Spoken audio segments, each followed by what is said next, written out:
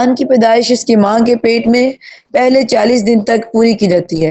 پھر وہ اتنے ہی دنوں یعنی پہلے صرف نطفے کی شکل میں رہتا ہے، پھر اتنے ہی دن وہ جامد خون بن جاتا ہے، اس کے بعد اتنے ہی دن وہ ایک مضغہ یعنی لوتھڑا گوشت کا ٹکڑا بن جاتا ہے، پھر یعنی اس کے اوپر آہستہ آہستہ اس کے ہاتھ پاؤں باریک باریک نکلنا شروع ہو جاتے ہیں، باریک باریک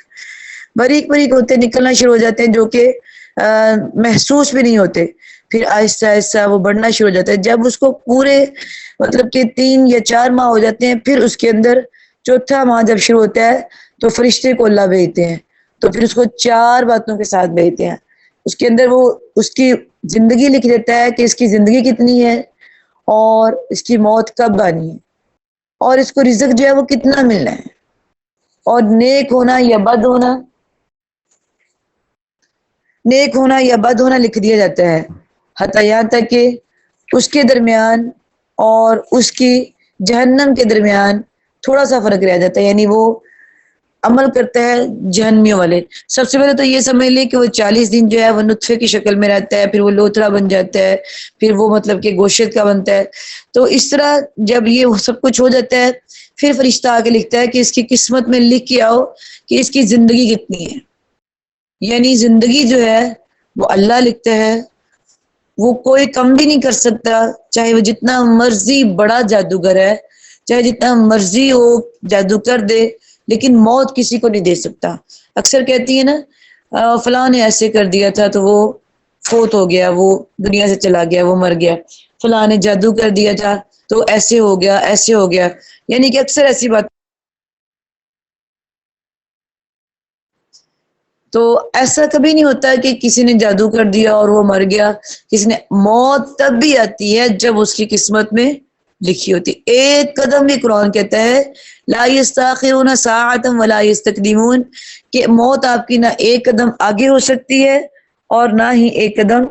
پیچھے ہو سکتی ہے، جب وقت آنا ہے تب بھی آنا ہے، جس جگہ پہ آنا ہے، جس وقت میں آنا ہے، جس جگہ پہ آنا ہے، جس حالت میں آنا ہے، آپ نے وہاں پہنچ جانا ہے۔ آپ کو بتائیے جو پچھلے دن کافی لوگ جو تھے وہ دریا کی تہہ میں چلے گئے تھے، سمندر کی تہہ میں چلے گئے تھے، تو ان کو موت وہاں پہ آ گئی، لوگ کہتے تھے اگر وہ نہ جاتے وہاں پہ تو بچ جاتے، انہوں نے اپنی موت خود خریدی ہے۔ یہ ٹھیک ہے کہ انہوں نے وہاں پہ اپنے آپ کو لے جانا اچھا نہیں تھا، ان کے لیے بہتر نہیں تھا، لیکن ان کی قسمت، ان کی موت وہیں پہ لکھی تھی، جہاں پہ لکھی ہوتی ہے وہ نہ گلی میں جاتا، اس کا نہ ایکسیڈنٹ ہوتا، نہ وہ مرتا، ایسا کیسے ہو سکتا ہے؟ قسمت میں یہ سب لکھا تھا تو اس کے ساتھ وہی ہونا تھا۔ اس کے بعد کیا لکھا جاتا ہے اس کی قسمت میں کہ یہ اس کو رزق کتنا ملے گا، اس کو رزق کتنا ملے گا وہ بھی لکھ دیا جاتا ہے، تو رزق کے لیے اپنے آپ کو خوار نہ کیا کریں، جتنا آپ کی قسمت میں ہے وہ مل نہیں جائے گا، یعنی نمازوں کے ساتھ لیں، حاصل کریں اس کو، روزوں کے ساتھ حاصل کریں، آپ نماز نہیں پڑھتے، روزے نہیں رکھتے، ہر وقت مشین ہی چلاتی رہتی ہیں یا ہر وقت جو محنت کرتی ہیں، دیکھیں محنت کرنا بری بات نہیں ہے، ہمارے نبی صلی اللہ علیہ وسلم نے بھی کی ہے، بکریاں چرائی ہیں آپ وسلم نے، پوچھا گیا اللہ کے نبی، آپ نے فرمایا ہر نبی نے بکریاں چرائی ہیں، پوچھا گیا آپ نے بھی چرائی ہیں؟ فرمایا ہاں میں بھی چرایا کرتا تھا قریش کی بکریاں، یعنی ہر نبی نے محنت کی ہے، مزدوری کی ہے، کوئی حرج نہیں ہے، لیکن اس کے ساتھ اپنی عبادت کا خیال رکھنا،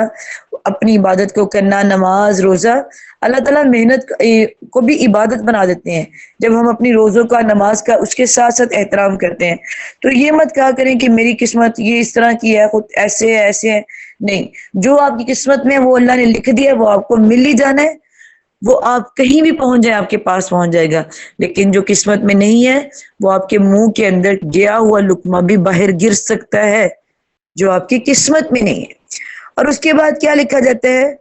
اس کا بدبخت ہونا یا اس کا خوش نصیب ہونا، یعنی خوش قسمت ہونا یا خوش نصیب ہونا۔ اگر آپ کی قسمت میں بیٹے لکھے ہیں تو آپ اللہ کی رضا پہ شکر کریں، راضی ہو جائیں، اور اگر بیٹیاں لکھی ہوئی ہیں تو آپ اپنے آپ کو کوسے نہ کہ میری قسمت میں بیٹی نہیں لکھی تھی، فلاں کو بیٹے دے دیے ہیں، میری قسمت میں یہی لکھا تھا، فلاں کو وہ دے دیا ہے، یعنی کہ اپنی قسمت کو نہ کوسے، اگر آپ ہر وقت اپنے آپ کو کوستی رہتی ہیں، اس کو یہ مل گیا مجھے نہیں ملا، گھر میں لڑائی ڈالتی ہیں، ہسبینڈ کے ساتھ ڈالتی ہیں، والدین کے ساتھ ڈالتی ہیں، تو آپ ناشکری کرتی ہیں۔ اللہ نے آپ کی قسمت لکھی ہے، اللہ نے اس کی قسمت لکھی ہے، اور ایک دوسرے کی قسمت کوئی بھی چھین نہیں سکتا۔ اور اگر ہم راضی ہو جائیں گے اللہ کی رضا پہ تو اللہ بھی راضی ہو جائے گا، اللہ بھی ہم پہ پھر راضی ہو جاتا ہے۔ جب ہم ناشکری کرتے ہیں قسمت تو نہیں بدلتی، ناشکری کرنے سے ہمیں وہ چیز مل تو نہیں جاتی، لیکن اللہ ہم سے ناراض ہو جاتا ہے۔